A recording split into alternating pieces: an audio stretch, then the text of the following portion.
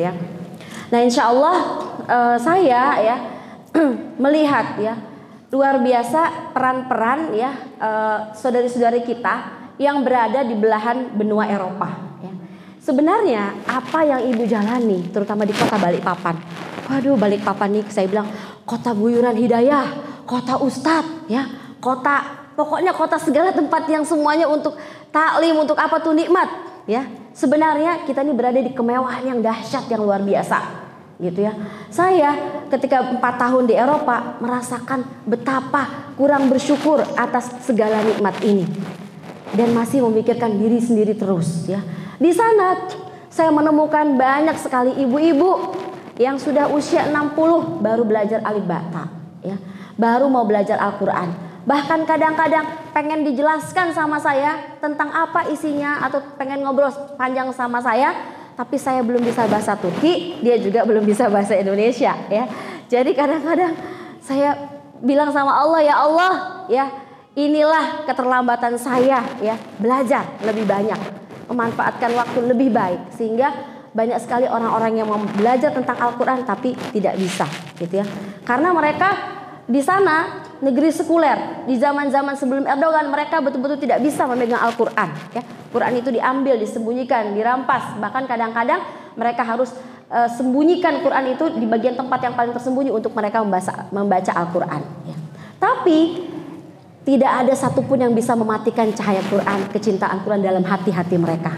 Makanya setiap kali ada acara apapun, anaknya selesai misalnya sekolah ya, atau merayakan apapun, mereka pasti datang ke imam masjid. Yang kadang-kadang pakaian mereka masih pakaian minim ya. Seperti itu. Bahkan saya sering sekali saya murojaah hafalan di taman di Turki, saya didatangin oleh orang-orang yang betul-betul penampilannya jauh ya. Artinya jauh, tidak pakai apapun ya. Kalau dibilang cuman pakai you can see, iya ya. Apalagi terutama di musim panas. Mereka nungguin saya tilawah ngaji sampai selesai, baru mereka berdoa, Allah kabul etsin ya. Semoga saya juga dapat keberkahan. Dia doa di samping saya. Saya awalnya takut apakah dia ada masalah dengan saya, tiba-tiba duduk dekat saya, menunggu sampai saya selesai murojaah ya. Ternyata dia berdoa bersama-sama saya, minta keberkahan juga dari Al-Quran. Jadi ada Al-Quran, cahaya Al-Quran di dalamnya, tapi mereka penuh dengan keterbatasan ya. Sehingga inilah rezeki-rezeki mahal yang saya lihat yang kita sudah punya semuanya. Seperti itu. Nah, jadi mungkin yang pertama kita bisa lihat ya, sebenarnya berbicara tentang perempuan itu tidak akan ada habisnya. Sebab memang kalau dibilang sekarang ini hari ibu, saya selalu bilang hari ibu itu sebenarnya kalau bagi dalam Islam setiap hari adalah hari ibu. Karena sebenarnya kenapa orang-orang Eropa mengadakan hari ibu? Karena mereka bukanlah orang-orang yang terbiasa ya menghormati ibunya, gitu kan? Mereka perlu momentum, perlu waktu ya, tapi nggak apa-apa lah, sebagai warga negara Indonesia yang baik tentunya kita harus memanfaatkan waktu-waktu ini untuk evaluasi bersama gitu Bu ya. Nah, jadi terkait dengan sebaik-baik peran, kita sudah tahu semua insya Allah bahwa peran perempuan dalam Al-Quran itu dipotret lebih sebagai istri ya. Jadi sebagai istri, sebagai ibu, sebagai pribadi ya. Kalau urutan banyaknya memang pertama sebagai istri dulu, baru sebagai ibu, baru sebagai diri. Kalau sebagai istri itu dipotret dalam Al-Quran 54% ya. Jadi peran sebagai istri ya. Bahkan dalam sebuah penjelasan seorang ulama, Dr. Kalim Abdul Sattar, beliau mengatakan, jadi ternyata pertama kali ya tugas khilafah istikhlaf ya, manusia di muka bumi ya, seorang wanita itu posisinya bukan sebagai anak perempuan, bukan sebagai ibu perempuan, bukan juga sebagai nenek, tapi sebagai istri atau pasangan ya. Makanya kita lihat muhimmahnya ya, yaitu tugasnya adalah istikhlaf ya, memakmurkan bumi ya. Tapi sifatnya pada saat pertama, bahkan pada saat pertama mendapatkan perintah uskun anta wa zaujukal jannah ya, yaitu hendaklah kamu berdiam di surga ini bersama pasanganmu ya, bersama istrimu. Jadi yang pertama kali ditugaskan di muka bumi itu yaitu posisi seorang perempuan sebagai istri. Nah, itu ya, saya ulang ya Bu ya. Bukan sebagai ibu, apalagi sebagai pribadi, ya. Dalam surah Al-Baqarah, wa qulna ya Adamu uskun anta wa zaujukal jannah, ya. Karena memang atau kemudian di dalam ayat lain surah Al-A'raf Allah berfirman wa ja'ala minha zaujaha liyaskuna ilaiha. Jadi ternyata tugas pertama adalah yaitu untuk menenangkan, ya. Jadi Allah tidak mencipta bapak, ibu laki-laki, ya, atau yang jenis laki-laki untuk menemani Adam dalam tugas berat memakmurkan bumi, ya. Tapi perempuan dan jenisnya bukan kakak, bukan ibu, bukan nenek, tapi istri. Kenapa? Ya, karena satu tugas penting perempuan. Tugas pertama perempuan ke bumi yang paling penting, dan hari ini menjadi koreksi saya juga, saya bukan masih jauh seperti itu. Apa tugasnya? Liyaskunu ilaiha, yaitu menenangkan. Ya. Coba ibu ingat-ingat, apakah saya istri, ya, penyebar api di rumah atau saya pemadam kebakaran? Ya. Apakah saya istri kompor atau istri, ya, pemadam kebakaran, ya, atau yang menjadi air? Apakah kita matahari atau kita bulan, gitu ya? Siapa yang bisa jawab? Kita sendiri. Apalagi saya orang Bugis, ya. Jadi suami saya orang Jawa, ya.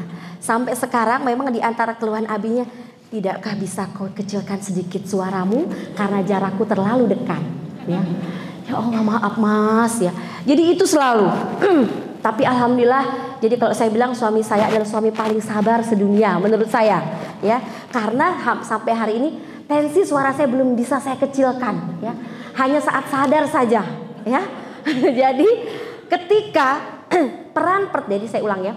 Peran pertama perempuan di muka bumi adalah untuk memakmurkan bumi. Tugasnya nggak berat-berat sebenarnya. Tapi kalau dipikir-pikir berat banget sebenarnya, ya.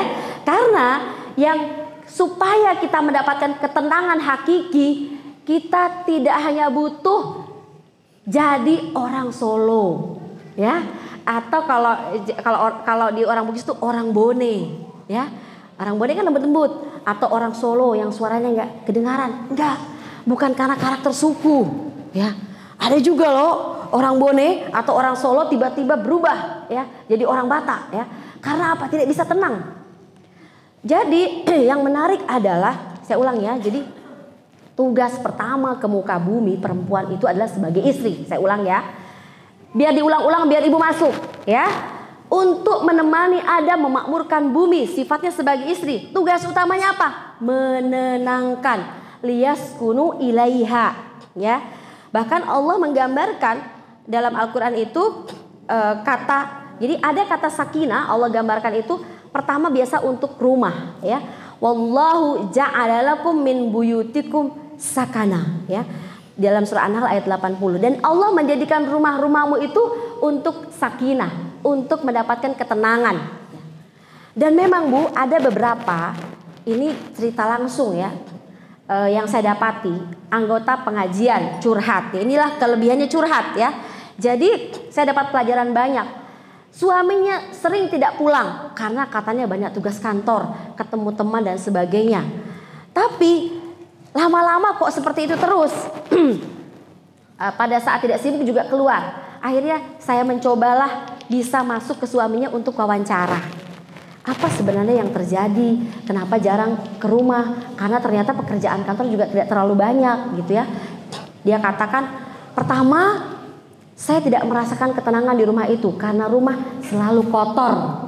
Nah, itu ya. Ini kesaksian suami. Saya sampai tanya, kalau pelayanan di suami istri bagaimana?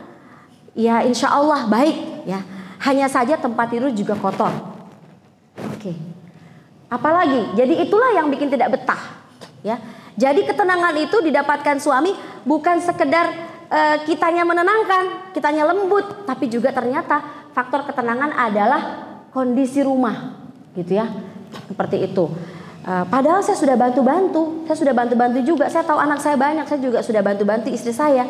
Tapi ya susah, standar saya dengan standar dia beda. Gitu. Jadi saya tidak betah di rumah, daripada saya banyak-banyak berkelahi ya selalu ini, akhirnya saya memperbanyak di rumah. Jadi pada saat ke rumah sudah dalam kondisi istri saya sudah tertidur, anak saya sudah tertidur. Jadi tidak melihat lagi berantakan-berantakan yang banyak. Nah itu. Nah ini curhatan seorang suami gitu ya. Padahal istrinya juga bukan kaleng-kaleng ustazahnya, ustazah kaleng-kaleng, bukan ustazah kaleng-kaleng gitu ya. Ustazah yang paham agama juga gitu ya. Nah seperti itu. Nah jadi memang rumah itu sakana sebagai tempat yang menenangkan ya. Makanya kalau bisa memang misalnya kita nih berhamburan pokoknya enggak apa-apa. Tapi detik-detik suami kita datang kita udah tahu, ayo segera bersih-bersih. Pangeran mau datang. Ya enggak apa-apa, Bu. Ya. Daripada kita setiap hari membersihkan capek, ya kan? Nah, apalagi kalau ibu nikah sama orang Turki. Orang Turki itu debu saja tidak boleh terlihat. Bahkan teman saya itu yang nikah sama orang Turki, anaknya kalau disuapin harus menggunakan talam supaya tak satu pun berjatuhan tetesan apapun dari makanannya. Dan ibu-ibu harus apa? Mengelap dinding setiap hari. Jadi yang namanya dipel bukan lantai tapi dinding juga. Syukur kita masih dapat suami orang Indonesia. Ya. Di sana tuh Bu habis badan buat bersihkan rumah, bukan buat masak. Karena kalau masakan orang Turki simple, mudah, sehat. Gak pakai goreng-goreng. Tapi habis di kebersihan. Gitu ya. Dan mereka bisa lihat itu masih ada debunya. Jadi Masya Allah. Nah, jadi masih bersyukur, artinya mulailah kita belajar untuk bersih-bersih. Saya juga anaknya banyak, Bu. Nah, dan saya tahu standar kebersihan suami saya cukup tinggi. Jadi saya tadi ini jadi pengalaman saya, daripada setiap hari membersihkan, kadang-kadang tuh yang repot kita bersihkan terus, begitu suami kita datang sudah tepar kita. Akhirnya kata suami saya pernah kejadian, kata suami, kok kamu tidur-tidur aja, ini kan berantakan. Ya Allah Mas, ini yang ke-7 kali aku menyapu. Ini baru aku istirahat. Ya Bu ya. Apalagi anak saya laki-laki dan rata-rata kinestetik. Dan 8 Bu. Gak ada pembantu. Ya. Kemudian bukan ngurus anak aja. Ada dakwah juga, harus belajar juga. Harus murojaah hafalan juga. Tapi ada memang harus pakai strategi. Dan strategi itu didapatkan kadang-kadang memang kalau kita berpasrah sama Allah. Tidak tahu lagi bagaimana sudahnya aku ya Allah membersihkan rumahku, badanku sudah lelah ya Allah, ya strateginya kasihkan jawabannya ya Allah. Suamiku standarnya begini, anakku begini, gitu ya, seperti itu. Jadi kadang-kadang Allah ajarkan sendiri, gitu ya. Makanya kenapa saat Fatimah dan Ali bin Abi Thalib minta pembantu, Rasul nggak kasih pembantu, solusinya suruh apa? Banyak berzikir, bertasbih. Karena kadang-kadang Allah kasih tenaga sendiri, Allah kasih cara sendiri buat kita bisa menyelesaikan permasalahan itu. Itu ya. Nah, sebab apa? Memang rumah tangga itu adalah bagian daripada ayat-ayat Allah. Ya. Ayat-ayat Allah yang Allah sebutkan dalam Al-Quran adalah diantaranya rumah tangga kita. Ya. Nah, jadi saya ulang yang pertama. Jadi kata sakinah yang pertama itu adalah perempuan di Quran ya sebagai pasangan. Yang kedua yaitu rumah. Ya. Yang ketiga barulah yang disebut dengan malam ya. Wallahu wa min ayatnya man ilahun ghairullahi ya'tikum bilailin taskununa fih. Ya. Allah bertanya dalam Al-Qur'an, siapakah Tuhan selain Allah yang mendatangkan malam untuk kamu taskununa fihi, untuk kamu bisa menenangkan di dalamnya. Nah, jadi perempuan ini sosok yang paling penting dan itu tergantung dia memanfaatkan malamnya. Makanya Masya Allah dalam Al-Quran itu kata malam jauh lebih banyak daripada kata siang. Dan malam itu dipilih oleh Allah untuk menurunkan Al-Quran. Ya. Dan Allah juga meminta kita untuk dalam surah Al-Muzammil ya, meminta kita untuk memanfaatkan separuh malam, setengah malam untuk faqra'u ma tayassara minal Quran. Bacalah ya yang mudah dari Al-Quran ya. Jadi kita bisa tenang di rumah. Jadi kita bisa menenangkan pasangan. Rumah kita bisa tenang. Itu tergantung dari lail. Kita manfaatkan waktu malam. Kalau ibu-ibu yang tipenya susah tidur, boleh kok ibu manfaatin witir dulu sebelum tidur. Selesaikan tugas tugas Qur'annya di saat itu. Atau maksudnya misalnya ibu punya target 1 hari 1 juz belum selesai, selesaikan di situ. Ya, jangan ibu selesaikan di saat suami mau berangkat ke kantor, anak mau minta makan. Nanti adanya apa? Ibu pasti marah-marah sama anak, marah-marah sama suami. Ya, apa sih ini penghalang ibadahku? Maaf, ibu salah tempat, ya, salah waktu, ya. Jadi yang pertama gimana? Kalau ibu susah tidur, manfaatkanlah sebelum malam itu mengambil energi dari Allah Subhanahu wa Ta'ala. Ya. Karena kita nih, ibu-ibu itu adalah, kalau jadi ibu perempuan itu kan keunggulannya karena kelemahannya. Yang repot kita ini mentang-mentang masih muda, energi masih banyak, sering ikut taklim dibanding suami kita, ngerasa kita paling kuat, paling kokoh, ilmunya paling banyak. Akhirnya apa? Jarang minta tolong sama Allah. Ya, ngerasa wah aku sudah punya ilmu ini, udah pengajian, apalagi orang-orang Balikpapan agak bahaya nih, karena taklim apapun luar biasa dan ustadz-ustadz hebat-hebat bisa didatangkan, bahkan internasional. Kalau di sini kan sudah ustadz internasional. Ya, tapi itu juga jadi pemasukan setan supaya kita akhirnya berpangku kepada kekuatan diri kita, ilmu kita, ya, seperti itu. Sehingga malam hari silahkan manfaat. Tapi kalau ibu-ibu ternyata adalah orang yang mudah bangun di sepertiga malam, silahkan manfaatkan. Nggak usah lama-lama bu, ya, kalau ibu belum bisa. Karena Rasul juga pernah 1 malam dia membaca 1 ayat saja yang dia tadaburi, ya, sepanjang malam. Ya. Silahkan ambil ayat-ayat yang ibu bisa menenangkan jiwa ibu, ya, seperti itu. Jadi ambillah di waktu malam, bahkan juga di waktu subuh, boleh 1 jam sebelum subuh atau setelah subuh kalau susah bangun malam, ya. Minimal jaga witirnya saja bu, karena memang ya pekerjaan ibu itu, pekerjaan istri itu sepanjang waktu. Dan kalau dalam Al-Quran Allah mengulang kata terkait dengan rumah tangga dan jihad, ya, yaitu boleh jadi sesuatu itu baik bagimu, tapi di dalamnya itu banyak kebaikan yang banyak. Itu Allah ulang 2 kali di ayat tentang jihad sama ayat tentang rumah tangga. Jadi rumah tangga kita tuh jihad, ya.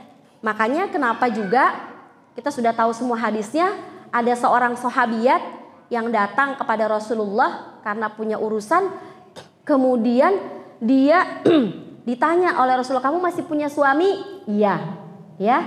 Jadi terus dikatakan, lihatlah kamu di posisi suamimu. Kata sahabiat ini, aku tidak pernah, ya, aku senantiasa memenuhi panggilannya, ya, tidak pernah mengingkarinya. Kata Rasulullah, tetap hati-hati, fanzuri, perhatikan posisimu di hadapan suamimu karena dia nerakamu dan surgamu, gitu ya. Nah kita ini surga itu kan khofat bil makari, surga itu dikelilingi dengan hal-hal yang tidak disukai, termasuk kepada suami kita. Kalau suami kita lagi banyak duitnya, ya, lagi banyak hadiah buat kita, lagi gombal-gombal banyak tuh enak tuh bu. Tapi lagi seret rezekinya, ya, mukanya cemberut terus, setiap kali ngomong salah, ngomong ini salah, itu salah, kita dimarah-marahin, tiba-tiba dibentak-bentak, nggak tahu. Nah itulah yang paling berat. Tapi disitulah jihadnya kita, ya, disitulah surganya kita, gitu ya. Nah jadi kehidupan rumah tangga tuh seperti itu, ya, tidak selalu di atas, ya, namanya kehidupan juga seperti itu, ya. Jadi kalau kita lihat, ya, di sini bahwasanya perempuan itu harus mengambil energi di malam hari. Kenapa? Bahkan ada, saya ulang kembali, namanya Dr. Karim Bakar. Beliau seorang ulama, bukunya banyak sekali, ya, umurnya masih muda sekitar 60, tapi bukunya banyak sekali, juga siaran YouTube-nya. Beliau mengatakan ketika dalam sebuah wawancara, wahai Dr. Abdul Karim Bakar, seperti apa kamu manfaatkan waktumu? Dia bilang apa? Saya hanya memanfaatkan 1 jam sebelum subuh dan 1 jam setelah subuh, ya. Jadi kedahsyatan keberkahan waktu itu seperti 24 jam. Seperti itu. Nah, kenapa? Karena memang inna Qur'anal fajri kana masyhuda, ya. Baca Quran atau apapun di waktu subuh itu disaksikan oleh malaikat. Bahkan Allah turun ke langit dunia, gitu ya. Jadi apa? Ada energinya Allah. Sementara kita ibu-ibu ini berhadapan, saya bilang, dengan apa? Dengan anak-anak. Makanya Masya Allah, ibu itu pekerjaannya seperti pekerjaan para nabi. Makanya kan kita juga tahu ada 2 kalimat yang diulang oleh Allah terkait misakon golidho. Misakon golidho untuk pernikahan, misakon golidho untuk perjanjian para nabi. Kenapa? Jadi perjanjian pernikahan kita itu misakon golidho Allah sebut. Sama juga dengan perjanjian para nabi, misakon golidho. Kenapa? Karena pekerjaan ibu-ibu hampir mirip kada ayyakuna ambiya seperti para nabi. Kenapa? Karena kita berhadapan dengan anak kita, juga anak mertua gitu ya. Yang mereka punya akal dan punya hati sendiri gitu. Yang wilayah hati dan akalnya tidak dikuasakan oleh Allah kepada kita. Kalau fisiknya iya, kita bisa pegang-pegang tuh anak kita. Kau lihat ke sini, bisa. Tapi belum tentu hati lihat ke sini. Atau suami kita, mas lihat dulu wajahku, aku mau bicara, gitu ya. Bisa, tapi bisa jadi pikirannya ke yang lain. Kita bisa menguasai fisiknya, tapi mohon maaf untuk akalnya sama jiwanya nggak bisa. Makanya kita perlu siapa? Bantuan Allah. Karena inilah orang-orang terdekat. Yang ngerinya kalau tadi suami kita, jadi kan nanti yauma yafirul mar'u min akhi wa sahibatihi wa akhi. Ada hari di mana setiap orang akan mendapatkan hak sepenuhnya. Jadi jangan dikira kita ini nanti bisa tidak bermusuhan, karena yang tidak bermusuhan itu al-akhillau yauma idzin ba'dhum ba'dan illal muttaqin. Orang-orang yang berteman pada semua itu akan jadi musuh kecuali orang-orang yang takwa. Nah, yang repot misalnya nauzubillah kita tidak bertakwa atau suami kita tidak bertakwa. Bisa jadi nanti dia sepertinya sekarang satu rumah, tapi di akhirat di pengadilan Allah kita saling tunjuk-tunjukkan. Ya.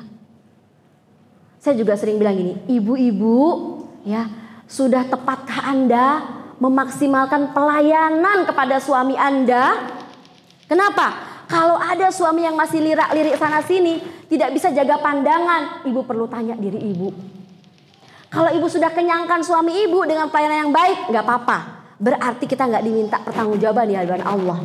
Tapi masalahnya, kalau ibu ternyata tidak memaksimalkan, mohon maaf, kalau ibu dituntut nanti sama Allah di akhirat, ketika suaminya melakukan dosa sampai berzina, ternyata penyebabnya istri saya tidak maksimal menenangkan saya di rumah.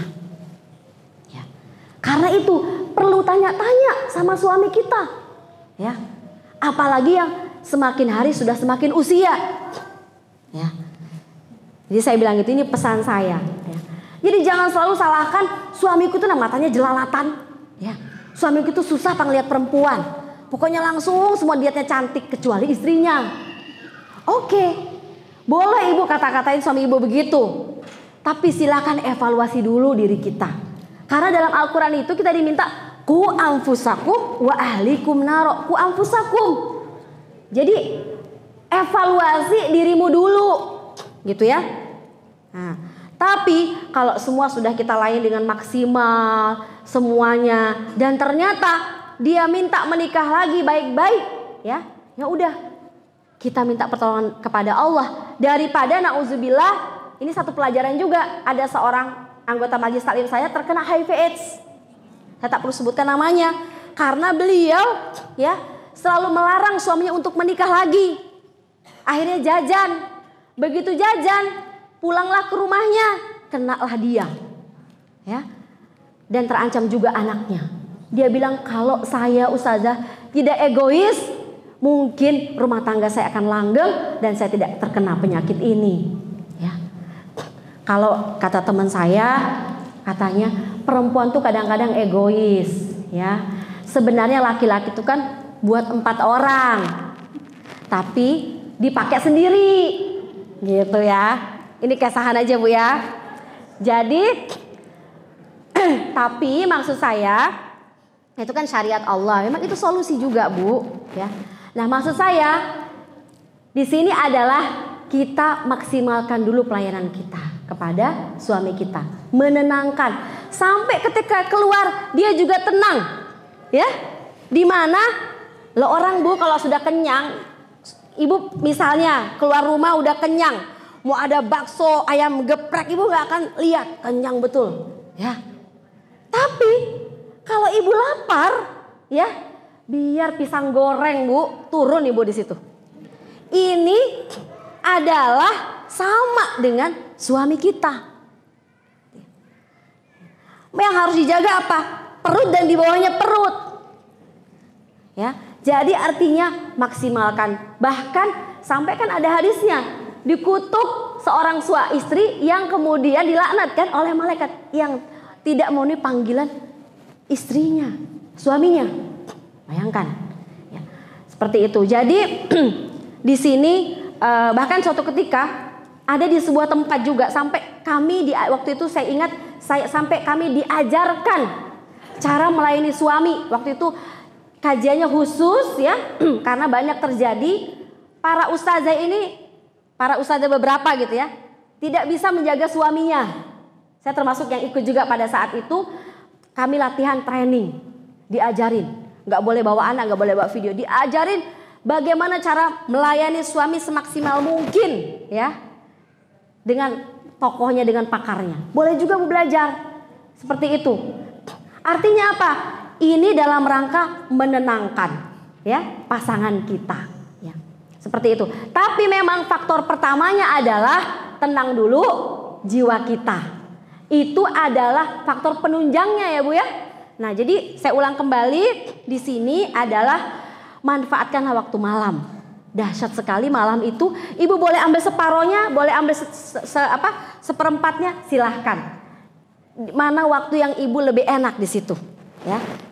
Dan maksimalkan untuk berdoa, untuk minta energi sama Allah, kembali maksudnya kembali mengikhlaskan niat-niat kita berumah tangga dan ridho terhadap apapun kondisi suami kita hari ini. Karena Bu ada hasil survei dari Dr. Jasim Mutawwa. Beliau ini adalah seorang pakar parenting juga, seorang ustaz juga di Kuwait ya. Beliau mengatakan dari hasil survei ternyata memang yang paling menuntut untuk selalu menuntut itu berubah adalah istri. Jadi kamu pas begini, apalagi sudah ikut pengajian bertahun-tahun.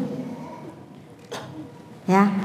Tapi jarang suami-suami yang minta suaminya mengikuti seperti dia. Jadi tuntutan itu banyak dari istri. Makanya kenapa dalam hadisnya nggak ada hadisnya itu Rasul memanggil seorang laki-laki bapak bilang, hei kamu punya istri nggak? Hati-hati ya dia nerakamu atau surgamu. Nggak ada. Karena yang paling banyak menuntut tidak bersyukur itu yang perempuan. Jadi kalau ada apapun terjadi, kita evaluasi dulu diri kita terkait dengan suami kita, ya seperti itu. Kalau ternyata dievaluasi, wah kita nih paling benar, paling hebat, nggak ada kesalahan, alhamdulillah. Tinggal apa? Berarti ujian dari Allah Subhanahu wa Ta'ala. Karena seorang wanita solehah, ketika suaminya itu tidak solih, tidak apa-apa, tidak mengganggu dia untuk ke surga, karena ada Asia. Asia kurang apa lagi? Ya, suaminya Firaun, ya kurang apa lagi bejatnya mengatakan dirinya Tuhan, tapi tidak mengganggu Asia untuk dia posisinya di hadapan Allah Subhanahu wa Ta'ala. Tapi saya yakin tidak adalah suami ibu yang seperti Firaun di sini. Ya, seperti itu ya Bu ya. Artinya insya Allah tidak pernah putus harapan, kita berdoa, berikhtiar dan memperbaiki diri. Saya juga suatu ketika ada seorang teman saya ingin suaminya berubah, tapi dia curhat kepada saya. Tadi semakin gak berubah, tambah lagi. Saya bilang sudah lagi nih, coba kamu rubah diri kamu, ya. Gak usah pikirin suamimu, pikirin kamu sama anak-anakmu, ya. Coba sekarang fokus hal-hal apa yang kamu belum punya. Lihat Quranmu, lihat sholatmu, semua yang wajib-wajib ditunaikan, dilihat dulu satu-satu, ya. Terus 3 bulan kemudian saya tanya, kok nggak pernah curhat-curhat lagi? Tambah parah kah kondisimu? Gitu ya. Ternyata, alhamdulillah Mbak, suamiku telah berubah. Ada dalam hati saya karena dia sudah berubah. Ya. Jadi kadang-kadang, ya, Quran juga bilang gitu. Innallaha la yughayyiru ma biqaumin hatta yughayyiru ma bi anfusihim. Karena apa?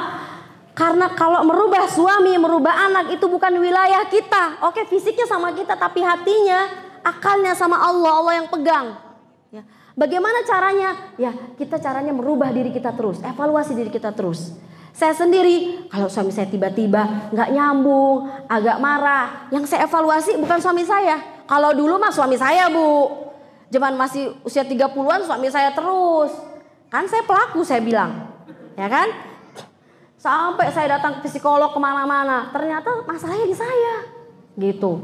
Nah, dan ternyata baru tahu suami saya tuh justru sabar dengan saya yang suaranya tetap keras seperti ini, dia mau nerima gitu ya. Gitu. Padahal bagi orang Jawa mengganggu loh suara kayak gini nih. Gitu kan? Jadi kayak ibu-ibu nih, jadi sabar ibu-ibu ini ya. Intonasi yang keras gitu kan terganggu kalau orang-orang Jawa itu, ya. Apalagi orang-orang yang biasa introvert gitu, nggak suka dengan suara-suara keributan gitu ya. Berisik gitu kan. Nah, gitu. Jadi sabar, Bu. Nah, jadi itu. Jadi saya waktu itu menyatakan betapa sabarnya suami saya menghadapi saya. Kalau selama ini kan sabarnya saya ini, akhirnya saya tertekan tuh. Tapi begitu saya bilang betapa sabarnya suami saya dengan saya, mendidik saya. Akhirnya apa? Jadi ringan. Gitu. Bahwa yang sabar adalah suami saya, bukan saya, gitu ya. Jadi akhirnya sama. Akhirnya selesai sendiri permasalahan itu. Dan akhirnya dia mendapatkan banyak lompatan-lompatan kebaikan. Ya. Seperti itu. Ini kejadian dalam kehidupan saya, ya. Dalam kehidupan yang saya temui ya, seperti itu. Jadi saya ulang bahwasanya peran terbesar seorang perempuan dan peran pertama perempuan juga peran prioritas perempuan adalah liyaskunu ilaiha, supaya dia tenang ya bersama pasangannya. Dan yang namanya ketenangan, Bu, tidak butuh kecantikan. Jadi Bu gak usah takut semakin tua semakin keriput kesana kesini perawatan, gak usah Bu. Kalau seperlunya saja, secukupnya dananya, gak usah dibuat-buat berlebih-lebihan ya. Kenapa? Karena saya menyaksikan kemarin saya diminta oleh Ibu Bupati Berau, ada saudara beliau yang akan menikah dengan orang Turki ya. Nah, jadi kami menemani, usianya sudah 50 tahun, bapak ini sudah usia 60 tahun ya. Sama-sama duda dan janda ya. Dan kami menikahkan. Jadi Bu, ya, saya takut juga kalau ternyata ya, termasuk Bu Bupati juga khawatir kalau ternyata misalnya ada penipuan atau apa ya Bu. Begitu sampai di sana, Masya Allah, begitu cinta bapak ini kepada ibu ini. Padahal wajahnya wajah Indonesia banget, jauh dari wajah orang Turki. Bahkan sama keluarga-keluarga seturkinya dibilang apa? Ngapain kamu menikahi wanita jelek rupa seperti itu? Oh tidak, dia matahariku, dia kekasihku. Pokoknya begitu dicintai sampai hari ini. Ya, kenapa? Karena ibu ini akhlaknya, agamanya tinggi. Hatinya baik, suka menolong, dekat dengan Quran, dekat dengan kalimat-kalimat Allah.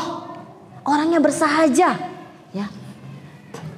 Kata suaminya, aku sudah lelah. 2 istriku cantik, tapi perilakunya buruk. Akhirnya aku sakit-sakitan, anakku juga sakit-sakitan. Aku tenang dengan ini. Dia adalah bintangku, bulanku, gitu terus.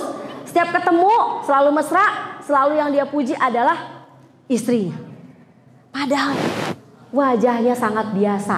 Sudah dihina oleh orang-orang, jadi istilahnya dihina oleh orang-orang sekelilingnya, tetangganya, ngapain ngambil orang Indonesia, kurang emang orang Turki.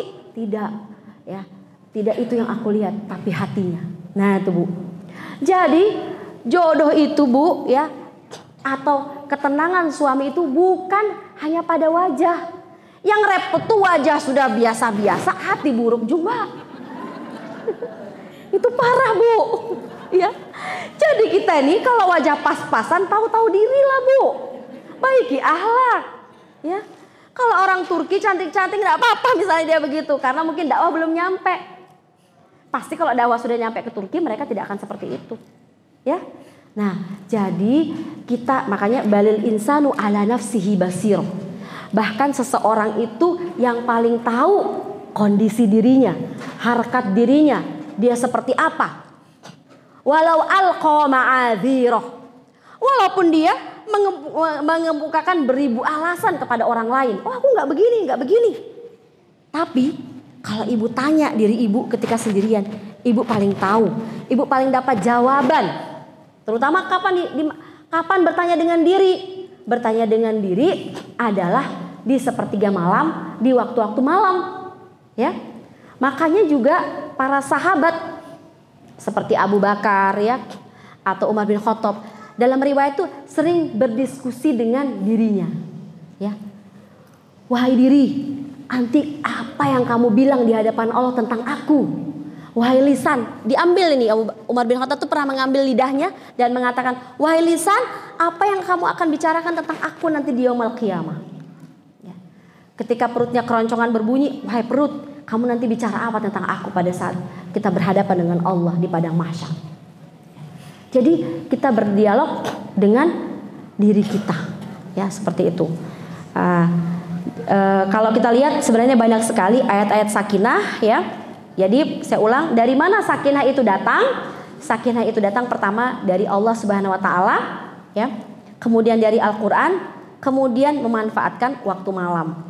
Makanya Ibnu Taimiyah dan juga Ibnu Qayyim Al-Jauziyah, ya, itu beliau mengatakan, aku ketika dalam kondisi galau, dalam kondisi susah, resah dengan permasalahan-permasalahan hidup, maka aku biasanya membaca ayat-ayat sakinah dalam Al-Quran, ya. Maka aku dapati jiwaku, perasaanku kembali menjadi tenang. Nah, itu ya. Nah, ayat-ayat sakinah ada beberapa dalam Al-Quran, ada 6 ayat, ya. Tapi yang pertama ada dalam surah Al-Baqarah ayat 248. Wa qala lahum nabiyyuhum inna ayata mulki ayyatiyakumut tabutu fi sakinatum mir rabbikum, ya. Dan mereka berkata kepada nabi mereka, sungguh di antara tanda kerajaan yang akan diberikan kepada Tolut adalah akan datang kepadanya tabut, ya. Tabut itu berupa wahyu dari Allah Subhanahu wa taala, ya. Fihi sakinatum mir rabbikum. Di dalamnya ada sakinah dari Tuhan mereka. Nah, kita sudah ketahui bahwa Al-Quran ini, ya, jadi Masya Allah, Al-Quran ini dahsyat, Bu. Kenapa? Karena kalau nabi-nabi terdahulu mukjizatnya sendiri, ya, wahyunya sendiri. Jadi misalnya Nabi Musa itu mukjizatnya misalnya tongkatnya bisa membelah lautan. Tapi kitabnya adalah kitab Taurat misalnya, ya. Kemudian Nabi siapa lagi? Nabi Daud, ya. Di antara mukjizatnya adalah besi itu menjadi lembut, ya, bisa dibuat apa, dibentuk apa saja, ya. Mukjizatnya adalah risalahnya adalah kitabnya adalah Zabur. Tapi kalau Nabi Muhammad, ya, disitulah Al-Quran ini ada risalah Nabi Muhammad dan ada mukjizat Nabi Muhammad Sallallahu Alaihi Wasallam. Jadi tergabung. Bahkan seluruh isi tabut, suhuf, apa semua kitab-kitab dalam Al-Quran itu diringkas oleh Allah, semua ada dalam Al-Quran. Makanya kalau kita mengajarkan kepada anak kita Al-Quran, maka kita telah mengajarkan seluruh ilmu, gitu, ya. Nah, sehingga memang kita sudah sepakat itu bahwa hari ini Al-Quran adalah pertama dan utama. Walaupun PR kita hari ini adalah ada sebuah hadis, ya, aksaru munafiki ummati qurra'uha. Kebanyakan munafik dari umatku adalah para pembaca Qur'annya. Kenapa? Karena Quran tidak cukup dibaca. Kalau dalam Al-Quran, Quran itu bisa menjadi syafi'an, menjadi syafaat apa? Li ashabihi. Buat sahabatnya, buat bestinya. Artinya apa? Kita tahu tafsirnya, kita tahu isinya. Kemarin Masya Allah, ini sekarang memang lagi banyak sekali orang-orang Indonesia yang menikah dengan orang Turki. Dan saya berdoa kalau bisa semakin banyak, supaya nanti Indonesia pindah ke sana, Bu. Gitu, ya. Jadi kalau dulu, ya, Aceh itu menjadi bagian dari Turki Utsmani, sekarang justru yang Turki Utsmani pindah ke sana sekarang, ya. Sekarang kita seperti kebangkitan Turki Utsmani dan akan membantu Turki. Jadi kalau di konsulat jenderal Turki itu per 2 minggu itu ada selalu 2 orang Indonesia yang menikah dengan orang Turki, ya. Dan saya bilang sama beberapa gelin itu adalah orang perempuan Indonesia yang menikah dengan orang Turki, namanya gelin. Saya bilang semua beberapa gelin-gelin yang dekat dengan saya, alhamdulillah di sana ada Majelis Taklim Anisa, ya. Saya juga salah satu pembicaranya,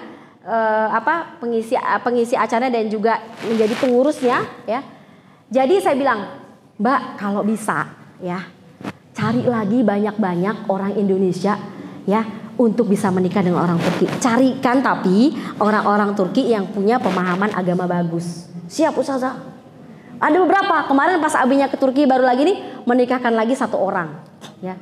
Hasil dijodohkan. Saya bilang ada stok lagi nggak Mbak? Kalau ada stok lagi boleh ya kirim. Karena banyak nih kandidatnya di Indonesia. Gitu ya. Dan memang Masya Allah Bu, luar biasa. Jadi ada salah satu gelin di sana itu menjadi pengajar Quran, bahkan Bu menjadi pembaca Yasin di yasinan-yasinan perempuan-perempuan Turki. Iya, dia berdakwah Bu di sana. Makanya saya bilang seperti itu. Nah, jadi karena tadi Quran ini memang dahsyat ya Bu ya, menjadi pintu dari segala kebaikan. Dan saya ceritakan sedikit terkait dengan dahsyatnya Al-Quran itu, maksudnya sisi mukjizatnya Bu ya. Mungkin saya pernah ceritakan di forum-forum pengajian yang lain, tapi ini untuk pengingat. Jadi kalau di Arab Saudi itu biasanya ada acara Ijazul Quran ya, membongkar mukjizat Al-Quran. Jadi di sini biasanya para ahli, penemu-penemu dari berbagai negara yang baru. Jadi penemuan-penemuan baru, ya mereka rata-rata memang bukan orang-orang Islam. Terus di sini disandingkan para ulama. Nah, itu ya. Nanti mereka presentasi tentang penemuan-penemuan barunya, nanti ditanyakan ke ulama, adakah dalam Quran? Nah, ini kesaksian Dr. Karim Zaidan. Dr. Karim Zaidan ini juga di antara bukunya akan saya bahas kitabnya Bu ya, yaitu Kisah-Kisah dalam Al-Quran. Ini kesaksian Dr. Karim Zaidan. Dia mengatakan pada saat itu ada seseorang yang ahli kulit ya, dia mendapati bahwa ternyata kulit itu yang sakit jadi yang merasakan sakit itu hanya saraf di kulit. Kalau sudah masuk ke tulang, ke daging, dia udah nggak sakit. Nah, itu penelitiannya pokoknya kalau nggak salah 20 miliar selama penelitian selama 10 tahun, berapa responden, 2.000 apa 3.000 responden untuk menghasilkan kesimpulan itu. Ya, beliau pakar kulit, ya, profesor di bidang kulit, ya. Dengan timnya. Maka kemudian disampaikan, adakah dalam Al-Quran itu? Kata Dr. Karim Zaidan, ada. Ya, kalimatnya terkait dengan ayat ketika nanti akan dibakar. Liyadzukul azab. Ya. Jadi orang-orang yang di neraka nanti badalna juludan ghairaha liyadzukul azab. Ya. Allah ganti kulitnya dengan kulit yang baru agar terasa sakit. Liyadzukul azab. Agar dia merasakan azab itu. Apa yang diganti? Yaitu kulitnya. Ya, saraf kulitnya. Beliau melongo profesornya, kok bisa? Sudah ada, nggak mungkin. Aku meneliti ini penemuan terbaru, nggak ada di riset-riset yang baru tuh nggak ada kesimpulan ini. Kok sudah ada? Enak banget gitu ya.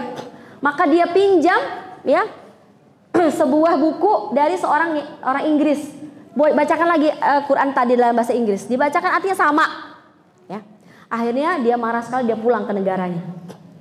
Kemudian ada lagi acara ijaz Quran ya, setelah 5 tahun atau 3 tahun ada lagi acaranya. Beliau datang Bu dan minta waktu kepada panitia untuk bisa berbicara di podium. Pada kaget semua, kenapa minta waktu gitu ya. Ini profesor yang marah-marah kemarin ya. Para ulama masih ingat. Maka dia mengatakan, alhamdulillah saya telah masuk Islam ya, dan bersama saya ada 3.000 mahasiswa saya masuk ke dalam Islam. Lewat apa Bu? Satu kata, liyadzukul azab. Agar dia merasakan azab. Ini saya bilang dahsyatnya Quran. Quran itu mukjizat dan Quran juga risalah. Mukjizatnya pada apa? Pada setiap potongan huruf-hurufnya. Bahkan sekarang sudah mulai para ustadz mengkaji huruf-huruf dalam Al-Quran. Ya, kalau terkait dengan waw dalam Al-Quran, fa dalam Al-Quran, so dalam Al-Quran itu banyak penelitiannya, nggak habis-habis, karena dia bukan kata-kata biasa. Ya. Nah ini ulama Ibnu Qayyim Al-Jauziyah dan Ibnu Taimiyah mengumpulkan ayat-ayat sakinah. Ya. Dan tadi kata-kata Allah dalam Al-Quran, ayatiyakumut tabutu fihi sakinatum mir rabbikum, ini merupakan sebuah catatan penting bagi kita bahwa sakinah itu didatangkan oleh Allah melalui apa? At-tabut. Tabut di sini adalah artinya risalah Al-Quran ini. Kalau sekarang sudah nggak ada tabut. Isi tabut, isi suhuf semua ada dalam Al-Quran. Bahkan isi zabur, isi semuanya. Ibu-ibu kalau mau sedahsyat ya para nabi dan sebagainya, maksudnya dari sisi keimanan dan menjalani kehidupan, maka silahkan. Keajaiban itu akan datang sekencang sekuat keyakinan ibu-ibu sekalian ya. Nah seperti itu. Kemudian di sini yang kedua adalah summa anzalallahu sakinatahu ala rasulihi wa alal mu'minina wa anzala junudan lam tarawha wa adzabal ladzina kafaru wa dzalika jazaa'ul kafirin, dalam surah At-Taubah ayat 26 ya. Kemudian dalam ayat lain, illa tansuruhu faqad nasarallahu id akhrajahul ladzina kafaru tsaniyasnain id huma fil ghar id yaqulu li sahibihi la tahzan innallaha ma'ana fa anzalallahu sakinatahu alaihi wa ayyadahu bijunudin lam tarawha. Ya, jadi kalau di ayat yang kedua tadi Allah menurunkan ketenangan kepada siapa? Kepada pasukan di perang Tabuk ya, karena mereka telah berdakwah. Orang berdakwah dalam kondisi ketika berperang sangat ketakutan, sangat khawatir, tapi Allah kuatkan dengan sakinah. Jadi rata-rata Bu, sakinah ini Allah turunkan di saat guncangan kegalauan yang dahsyat.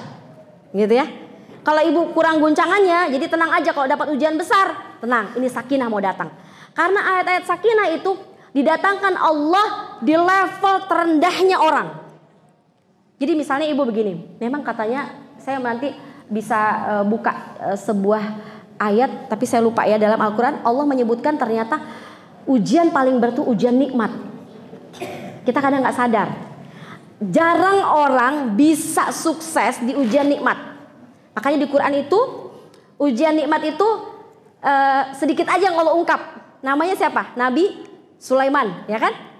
Coba ujian hidup musibah Bu. Nabi yang paling karim, Ibnul Karim, ya, Akhul Karim, ya. Jadi saudaranya orang yang paling mulia, anaknya orang yang paling mulia. Siapa itu? Nabi Yusuf. Tapi apa? Orang yang paling mulia saja ujiannya masih kecil sudah masuk sumur, ya kan? Kemudian dijual dengan harga murah, kemudian masuk penjara, banyak ujiannya. Nah jadi ternyata kenapa? Karena tujuan kita di muka bumi ini adalah beribadah kepada Allah, dan biasanya ibadah itu bisa maksimal di kondisi terberat. Iya apa iya Bu? Iya. Ibu akan khusyuk sholatnya kalau anaknya lagi ujian, mau masuk SMA tertentu pilihannya. Atau suaminya lagi tes CPNS, ya Allah gitu ya. Atau misalnya lagi ada utang, tiba-tiba Masya Allah ini dana kita dipakai, dipiutangin sama orang, udah hari ini dia bayar ya Allah, itu kencang doanya. Ya, seperti itu. Tapi biasanya kalau uang sudah ada, suami sudah PNS bukan CPNS lagi, anak udah masuk, lupa dah kita. Ya apa iya Bu? Iya Bu, saya juga pelakunya sama. Gitu ya. Jadi jangan dikira saya ustazah terus sangat bertakwa, sangat beriman. Enggak. Justru saya belajar dari ibu-ibu, dan saya kadang-kadang nambah imannya, nambah kekuatannya dari ngisi pengajian seperti ini gitu ya. Seperti itu. Nah, jadi artinya bahkan kalau kita lihat sepanjang perjalanan Islam ya, itu contohnya saja peperangan di masa Salahuddin Al-Ayyubi ya. Itu ribuan para ulama, para mujahid meninggal dunia. Dan Salahuddin Al-Ayyubi kalau nggak salah menikmati kebesaran Islam itu hanya sekitar 6 apa 7 bulan. Setelah itu pecah lagi peperangan, hancur lagi negerinya. Sebentar aja. Artinya apa? Memang Masya Allah yang dinilai oleh Allah itu usaha-usaha kita. Justru di posisi kita lemah. Nah tadi saya ulang ya.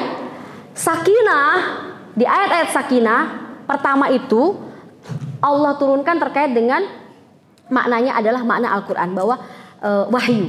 Artinya dengan wahyu inilah kita mendapatkan ketenangan. Tapi di ayat ke-9 di surah At-Taubah ayat 26, kemudian dalam surah At-Taubah lagi Al-Fat ayat 4 ya, kemudian Al-Fat ayat 6, Al-Fat ayat 26, itu semuanya Allah turunkan sakinah itu di saat pada para sahabat zulzilu. Di saat para sahabat dalam kondisi lemah, dalam kondisi ketakutan.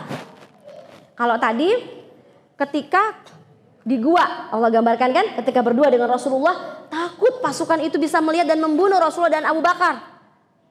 Ya, maka la tahzan innallaha ma'ana fa anzalallahu sakinatahu. Nah sekarang masalahnya adalah kita jarang mengalami yang namanya al-mutor. Mutor itu posisi di mana kita merasa lemah. Posisi merasa kita terguncang. Posisi kita butuh sama Allah. Itu yang kita butuhkan. Karena sakinah gak akan turun kalau kita masih jumawa dengan kekuatan diri kita bahwa kita hebat, semua baik-baik saja. Apalagi kita yang merasa bahwa saat kondisi nyaman-nyaman saja, enak-enak saja, itu kita ngerasa itu bukan ujian. Padahal di posisi lagi gak dapat ujian, semuanya lempeng aja, hati-hati, itu ujian berat, Bu. Gimana caranya? Bilang sama Allah, ya Allah, jadikanlah aku hamba yang bersyukur. Karena orang lain ditimpa ujian berat-berat, aku mah biasa aja. Ya, Masya Allah. Saya bertemu dengan di sana tuh banyak sekali, Bu, pengungsi. Saya betul-betul ketemu dengan orang yang sangat susah. Ya, kamarnya hanya berapa kali berapa. Di tubuhnya banyak luka, orang Suriah. Dia bilang, saya bisa selamat ini karena merangkak selama hampir 3 minggu. Penuh dengan darah. Anak saya ini bisa selamat, saya lihat luka-lukanya. Juga karena hanya pertolongan Allah. Susah kami keluar dari tempat perbatasan. Ya. Jadi saya bersyukur. Jadi saya lihat bajunya itu terus. Saya mau kasih baju, tapi kebesaran juga gitu ya. Susah, tapi dia bilang saya sudah bersyukur, Allah saya bersyukur, dia bilang begitu. Dengan kondisi saya sekarang ini, banyak kemudahan yang Allah berikan. Jadi susah sekali kondisi saudara-saudara kita yang lain. Nah, jadi saya ulang kembali bahwasanya sakinah Allah turunkan itu di saat kita di posisi hopeless ya, betul-betul dalam kondisi lemah. Nah, sekarang bagaimana kita menyiasati kondisi paling baik kita bisa merasa lemah. Nah, itu juga ujian berat, Bu. Ya, tapi harus dikondisikan. Ya. Bahkan di ayat lain itu disebutkan bahwasanya laqad radiyallahu 'anil mu'minina idz yubari'unaka tahtas syajarah. Allah telah ridho kepada orang-orang beriman yang mereka membaiatmu di bawah pohon. Fa'alima ma fi qulubihim. Maka ketika Allah tahu keikhlasan hatinya, nah ini. Jadi ternyata satu hal juga, ketika Allah tahu keikhlasan hatinya, fa'anzalas sakinata 'alaihim. Maka Allah turunkan sakinah dalam dirinya. Nah, jadi ternyata para ulama mengatakan kata alima ma fi qulubihim, ketika Allah mengetahui apa dalamnya keikhlasan hatinya, barulah Allah turunkan sakinah. Ternyata sakinah berkaitan erat dengan keikhlasan. Ya, nah, kita menerima segala ujian yang Allah berikan kepada kita. Kemudian satu contoh, Bu ya, satu contoh yaitu Khadijah. Ya, jadi ini kayaknya saya baru peran pertama nih. Gak mungkin saya selesaikan peran sebagai ibu karena banyak lagi ya. Satu-satu ya, Bu, karena gini. Peran pertama ini 54% menentukan yang 27% sama yang 17%. Sukses ini menentukan sukses berikutnya. Ya. Jadi ini dulu kita ini, Bu ya. Karena kan memang wala ta'jal bil Qur'ani min qablu ayyuqda ilaika wahyu. Enggak boleh istijal terburu-buru pelajari Quran. Ya, Bu ya. Ya ini alasan aja Ustazah biar ke Ar-Rahmah lagi gitu ya. Ya enggak apa-apa lah, ada modus-modus dikit gitu ya. Nah, tapi memang benar, Bu, enggak bisa terburu-buru. Jadi saya ambil peran pertama dulu, peran sebagai istri ya. Contohnya adalah Khadijah. Nah, kalau bicarakan Khadijah nggak selesai-selesai. Saya mendengar sebuah kajian Dr. Ahmad Sayyid. Beliau membahas lengkap tentang Khadijah. Ya. Pertama, Khadijah itu spesial. Karena apa? Ibu semua tahu hadisnya, yaitu dalam sebuah riwayat Atani Jibril. Ya, telah datang kepadaku Jibril. Kata Rasulullah, ya Rasulullah, hadhihi Khadijah. Ini Khadijah ya Rasulullah. Ya, qad atatka ma'aha ina. Telah datang kepadamu, dia membawa piring atau ta'am atau makanan fihi syarab ya, atau minuman ya. Fa idza hiya qad atatka, kalau Khadijah sudah datang kepadamu ya Rasulullah, faqra 'alaiha salam min rabbiha ya, sampaikan kepadanya salam dari Tuhannya ya. Kemudian apa? Wa minni, kata Jibril, dan dari aku. Bayangin. Ini satu-satunya perempuan yang dapat salam langsung, masih posisi di dunia, lagi menghidangkan makanan buat suaminya. Jadi ibu-ibu, saya bilang, ibu-ibu jangan dikira kejadian di rumah ibu itu nggak pakai CCTV malaikat, pakai bu. Jangan dikira mengantarkan makanan ke bapaknya itu sederhana, menghidangkan kopi, jangan kopinya brak, ya makan sudah pak, nggak bisa emang ambil sendiri, mau disendokin juga, mau disuapin kah? Jangan bu, itu dipotret oleh Allah dengan itulah. Jadi gini, gambaran hadisnya kan bisa aja hadisnya gini, Khadijah lagi taklim, bisa kan? Gambaran hadisnya, Khadijah lagi ngapain? Baca Quran. Enggak bu, yang dipotret oleh Jibril dikasih tahu, nih Khadijah mau datang, dia bawa makanan ya kepadamu wahai Muhammad. Kalau dia sudah datang, sampaikan salamku kepadanya. Karena Allah tahu bu, betapa lelahnya buat satu hidangan sekedar sayur asam. Karena Allah tahu lelahnya membersihkan ikan, belum lagi memblender bawang, belum lagi sama anak lagi. Allah tahu. Kita ini kadang-kadang emang gak tahu, kita capek tahu bu. Makanya kenapa hadisnya begini ya.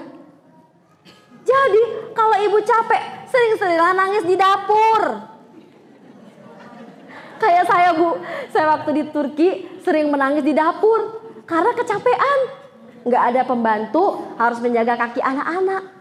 Aku lelah ya Allah, capek. Sementara nggak bisa juga mengganggu suami, harus fokus untuk studi S3-nya. Ya kan? Badan sudah lumayan nggak seperti dulu. Udah mana berat, gede gitu ya. Udah mana udah tua, masuk usia 40, ya kan? Kadang anak menarik di belakang, belum lagi di depan, yang satu berkelahi. Sementara di Turki nggak bisa kaki itu sembarangan, kaki anak-anak tuh nggak boleh ribut. Kalau mereka berlari, tetangga naik, kamu ribut. Saya didatangin polisi bu, komplain karena anak saya ribut. Jadi ini juga diantara hal-hal yang tidak pernah saya syukuri selama di Indonesia. Anak saya lompat-lompat, itu saya bersyukur bu. Kalau di Turki lompat sedikit tetangga komplain. Karena rumahnya apartemen. Ya. Nah, jadi itu. Jadi saya kembali bu. Jadi di sini ibu-ibu yang bau-bau bawang, bawa apa? Ingat tuh itu bau surga bu. Dengan itulah Khadijah diberi salam oleh Allah dan Jibril. Ya. Artinya apa? Yuk kita itu kalau masak ya, kalau masak itu jadikan dia sebuah wakfah. Wakfah itu apa? Kita merenung sama Allah, kita doakan. Tahu nggak bu? Hasil ibu-ibu pengajian sudah dahsyat bu. Ada sebuah perkataan ulama namanya Dr. Tariq Swaidan. Dia mengatakan hari ini generasi muda hari ini tidak pernah sedahsyat ini selama 80 tahun. Dari mana itu? Itu dari anggota pengajian zaman dulu yang TK sudah mengaji. Dari ibu-ibu ini sudah anak-anaknya. Makanya kenapa saya sekarang pengajiannya nggak sendiri, pakai tim UMA. Ini ada Mbak Ana, ada Mbak Rina, ada di depan ada Wahyu. Anak-anak muda saya gerakkan. Kenapa? Saya biasanya sendiri. Kata suami saya kalau mau sendiri memang nggak repot, tapi pekerjaannya sebentar. Kalau mau panjang, kalau mau luas, kita harus pakai tim. Karena kita juga sudah tua, sudah usia. Ya. Kalau mau kerja-kerjanya jauh lebih panjang.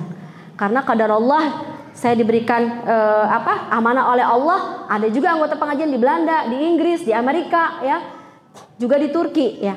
Jadi artinya biar dakwah tersebar.